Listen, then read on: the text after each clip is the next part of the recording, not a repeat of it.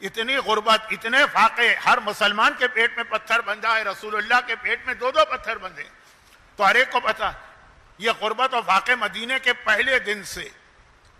اب مکے کی طرف میں نہیں جاتا، دولت خدیجہ ابھی استعمال ہو رہی ہے، لیکن مدینے میں پہلے دن سے لے کر خیبر کی لڑائی تک. ٹھیک ہے، خیبر کی لڑائی بھی آپ کو معلوم ہے، ہر ایک کو پتا ہے. یہ مجلسوں کا اتنا مشہور جملہ ہے کہ خیبر کے بعد پہلی بار مسلمانوں نے، خود ان کا جملہ ہے کہ پیٹ بھر کے کھجور کھائی، جو مدینے کا اتنا عام سا پھل ہوتا ہے کہ جب سیزن آتا ہے تو سڑک پہ پڑے پڑے سڑ جاتی ہیں کھجوریں، اٹھانے والا نہیں ہوتا. خیر، کتنی طاقتور فوج تھی خیبر میں، بیان کرنے کی ضرورت نہیں ہے، مرب و انتر تو محاورہ ہمارے یہاں بن کے رہ گیا.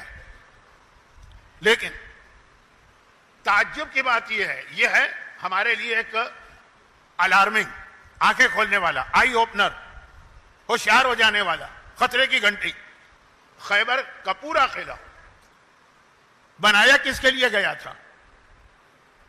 خیبر اس طرح کی بستی نہیں تھی جیسے عام بستیاں ہوتی، 2 آدمی آ کے رہنے لگے، پھر 10 ہو گئے، پھر 100 ہو گئے، پھر 500 ہو گئے. نہیں، یہ باقاعدہ پلاننگ کے تحت الگ سے بنایا گیا، جیسے پاکستان میں اسلام آباد. تو کیوں بنایا گیا؟ صرف اس لیے بنایا گیا کہ آخری رسول آنے والا، ہمیں اس کی مدد کرنا ہوگی، اس کا ساتھ دینا ہوگا، اور مدد اور ساتھ خالی زبانی نہیں، عملی طور پہ ہمیں اس کے لیے تیار ہونا.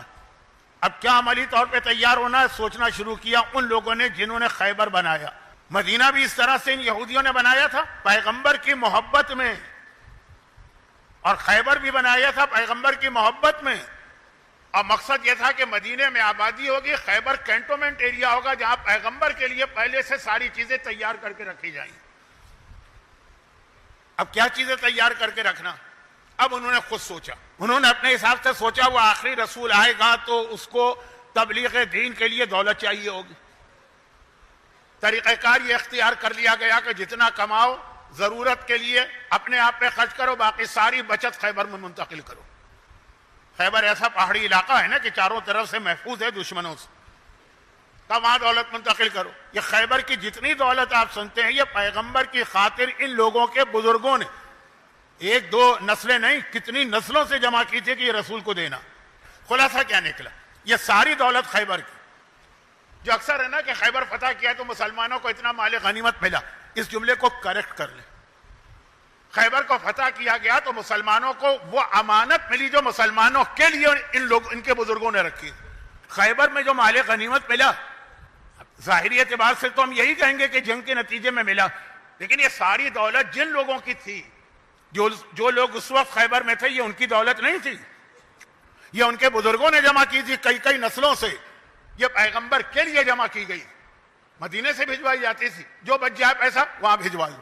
اور یہ فوج تو کتنا اینٹی کلائمیکس ہوا کہ جو فوج رسول خدا کی حمایت کے لیے، حفاظت کے لیے، مدد کے لیے، تبلیغ اسلام کے لیے بنائی گئی، وہی اسلام کی سب سے بڑی دشمن بنی. خیبر کا جو انتقام ہے وہ اب تک چل رہا ہے. تو اب یہ ہے کہ سب سے بڑی دشمن بنی کون سی فوج؟ جو پیغمبر کے لیے بنائی گئی ہے، اور وہی ساری دولت جو پیغمبر کی مدد کے لیے جمع کی گئی اور پیغمبر کے خلاف استعمال ہوئی ہے. تو صرف یہ دیکھنا ہے کہ جو خیبر پیغمبر کی مدد اور حمایت کے لیے تیار کیا گیا، اور زبانی نہیں. ہم اور آپ تو خمس سے دیتے ہیں تو جان نکل جاتی، اول تو دینے کو تیار نہیں. اب جب بڑی مشکل سے دیتے ہیں تو کوشش کرتے ہیں جتنا دیا ہے اس سے زیادہ کسی طرح واپس کھینچ لیں. ہر آدمی اپنا ایک پروجیکٹ لے کے بیٹھا ہوا ہے کہ جی یہ ہمیں خمس سے چلانا، اپنی جیب سے چلاؤ اگر پروجیکٹ چلانا ہے تو. خیر، تو مطلب یہ ہے کہ ہماری یہ حالت. اور وہاں یہ ہے کہ ان کے یہاں وہ تصور نہیں تھا، لیکن وہ اپنی ساری بچت. خمس کیا ہے؟ حق زہرا. اشارہ اس لیے ہوتا ہے کہ شہزادی کی سیرت میں حق زہرا بھی آئے گا اور حجاب بھی آئے گا، لیکن خمس کیا؟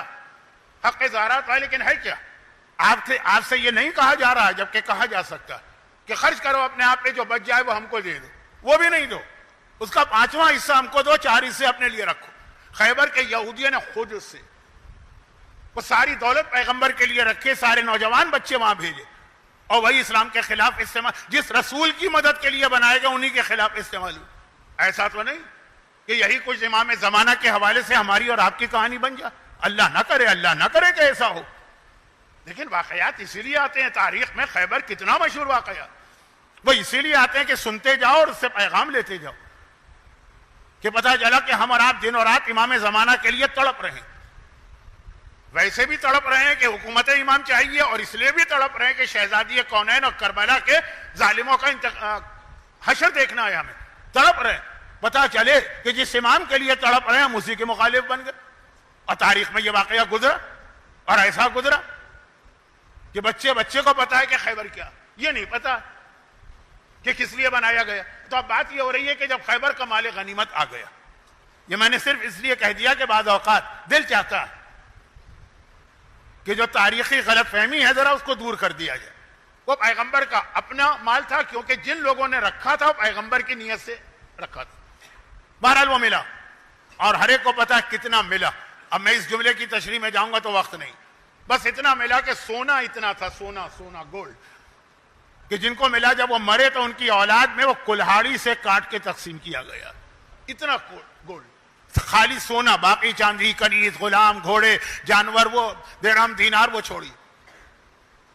چنانچہ پہلی بار مسلمانوں کے ہاں صحیح معنوں میں خوشی کی اگر لہر دوڑی تو خیبر کی واپسی میں، اور ہر آدمی جب واپس آ رہا ہے لذا پھندا تو اب گھر میں نہیں آ رہا ہے، اس لیے کہ وہ اپنے بچوں کو اتنے سالوں سے بلکتے دیکھ رہا، جن کے کھانے کی مناسب غذا نہیں ہے ان کے پاس۔ بچے تو ہر باپ اور ماں کو پیارے ہوتے ہیں، بچوں کی کبھی خواہشات بھی ہوتی ہے، فلاں کھلونا چاہیے، فلاں ٹوائے چاہیے، آئی فون 17 چاہیے، فلاں چیز چاہیے نا، خواہشات تو ہوتی۔ یہ سنتے تھے بچوں سے، بچے رہتے مدینے میں، وہاں کافروں کے بچے بھی ہیں، وہاں یہودیوں کے بچے بھی ہیں۔ آج پہلی بار موقع ملا ہے اپنے بچوں کو خوش کر، تو کوئی براہ راست واپس نہیں آیا۔ پہلے زمانے کا ایک طریقہ تھا، آج تو اب نہیں رہا، لیکن پہلے بہت تھا یہ طریقہ، کہ چونکہ الیکٹریسٹی نہیں تھی پہلے سے، مطلب کیا ہے 100 سال پہلے الیکٹرک نہیں تھی نا، تو مغرب کے بعد دکانیں بند ہوتی تھی، لیکن اگر معلومات اطلاع آ گئی کہ چاند ہو گیا عید کا، اور راتوں رات دکانیں کھل جاتی ہیں، بازار سج جاتے ہیں کہ ہر آدمی کو خریداری کرنا۔ مدینے کے بازار کھل گئے جب پتہ چلا خیبر کے مجاہدین درہم و دینار لے کے آئے، ہر ایک اپنے بچوں کے لیے کوئی کھلونا خریدے، کوئی کپڑے خریدے، کوئی بیوی کے لیے زیور خریدے، کوئی بہترین کھانے خریدے۔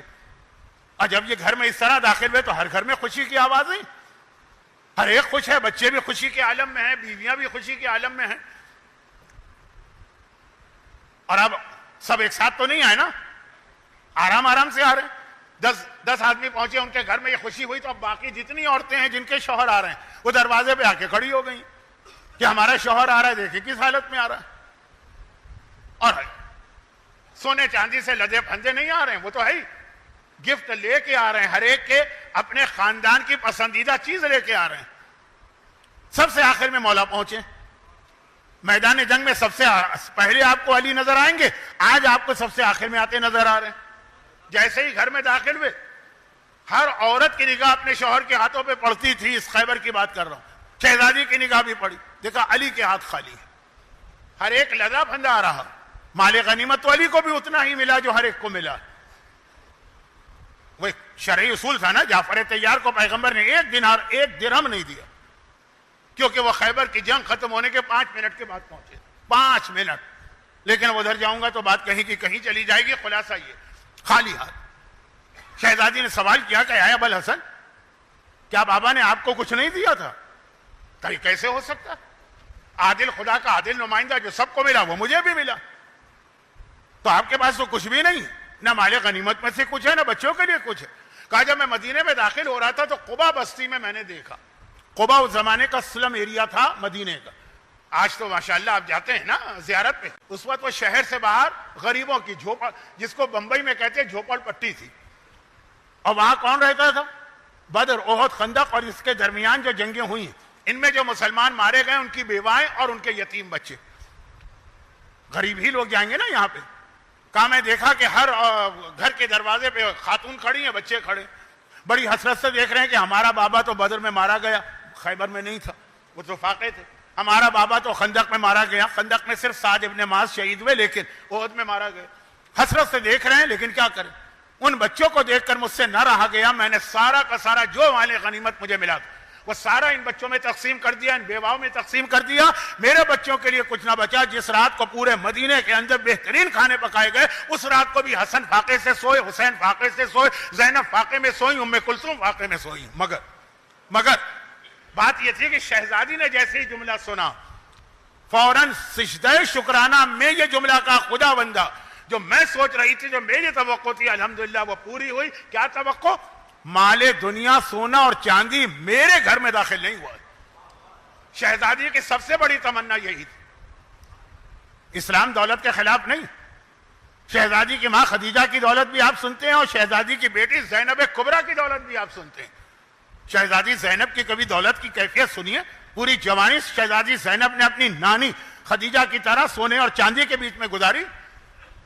مگر فاطمہ زہرا نمونہ عمل بننے والی ہیں قیامت تک کے لیے۔ 14 معصومین میں عورت تو ایک ہی ہے نا، چنانچہ پیدائش سے لے کے وفات تک فاقے۔